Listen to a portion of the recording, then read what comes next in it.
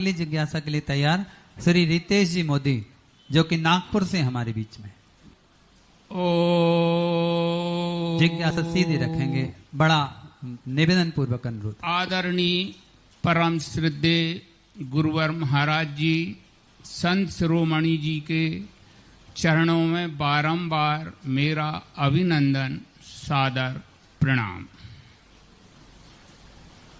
मेरी अभिलाषा है कि आपके श्री मुखारविंद से मैं जानना चाह रहा हूं कि सनातन धर्म में बहुत से प्राचीन और पुराने पवित्र धर्म ग्रंथ हैं, जैसे श्रीमद् भगवद गीता, श्री रामायण जी, श्री रामचरितमानस, श्री शिव महापुराण।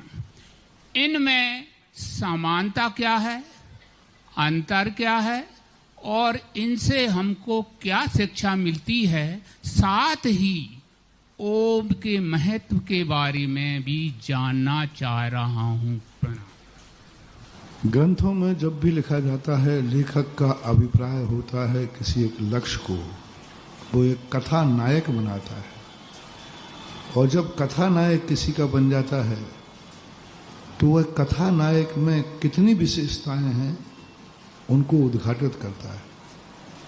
रामचरितमानस और वाल्मीकि रामायण उठाएंगे, उसमें कथा नायक श्री राम है, तो उसमें पूरी ताकत लगाएगा वह लेखक कि हम अपने नायक की कितनी एनर्जी, कितनी शक्तियां, कितनी गुण हैं जो हम शिक्षा के रूप में दे सकते हैं, उनकी मुख्यता करेंगे। भगवद गीता के अंदर वहाँ विशेषता हम श्री कृष्ण को सामने लाएंगे। वहाँ हम बताने का प्रयास करेंगे कि ऐसी विपत्तियों के समय हमें धर्म को किस रूप में मोड़ना है। जहाँ पर इस प्रकार की स्थितियाँ बन रही हैं तो वहाँ हमें धर्म योग का उपदेश दें या कर्म योग का उपदेश दें। भगवद गीता हमें संसार में जीने वाले मोड़ों पर हमें कैसे उतार चढ़ाव करना चाहिए वह सिखाती है, और रामचरितमानस हमें समस्त चौराहों को छोड़कर सीधे नाक के सीध में मोक्ष जाना है वो सिखाती है। रामायण में रामायण स्पष्ट कहती है कि तुम यहाँ वहाँ के चक्कर में मत पड़ो, तुम तो सीधा अपना रास्ता पकड़ो और कल्याण करो, बेड़ा पार करो। और भगवद गीता कहती है नहीं, थोड़ा सा घूमने का भी मजा लो, थोड़ा रास्तों में टेढ़े टापटे उतार चढ़ाव में कब कैसे आना, कहाँ धर्म का सहारा लेना, कहाँ कर्म का सहारा लेना। वहाँ कर्म योग की मुख्यता है, रामायण में ज्ञान योग की मुख्यता है। वहाँ कर्म योग प्रधान है, यानी संसार को कैसे व्यवस्थित करना, ये श्री कृष्ण का मुख्य उद्देश्य था। और श्री राम का मुख्य उद्देश्य था कि संसार से ऊपर उठकर अपना मोक्ष कैसे प्राप्त करना। ये इन ग्रंथों में अंतर आता है कथा नायक की अपेक्षा।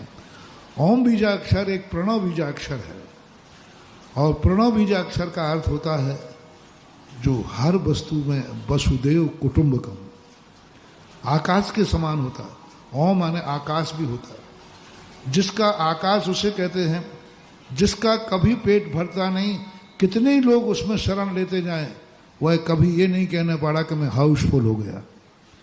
ओम बीजाक्षर एक आकाश का प्रणव बीजाक्षर है, जो कभी भी ये नहीं कहता कि मेरे पास सीमाएं हैं, असीम होता है। हर मंत्र के साथ वो एडजस्ट होता है, हर मंत्र के साथ। कोई बीजाक्षर ऐसा नहीं जो किसी मंत्र के साथ सेटिंग करता हो। किसी के साथ पटरी बैठती है, किसी के साथ, और ओम कहता है मेरी सबके साथ पटरी बैठती है। चाहे आध्यात्मिक मंत्र हो, चाहे सांसारिक मंत्र हो, और चाहे उच्चाटन मारन वाले मंत्र हो, सब मंत्रों में ओम, सभी मंत्र बिना ओम के मंत्र की शुरुआत ही नहीं होती है। और प्रणव का अर्थ ही होता है जो जिंदगी का शुरुआत करता हो, जिससे सृष्टि शुरुआत होती हो, जिससे मंत्र की शुरुआत होती हो, उसको प्रणव बोलते हैं। ये संक्षेप में इतना ही, विस्तार बहुत ज्यादा है।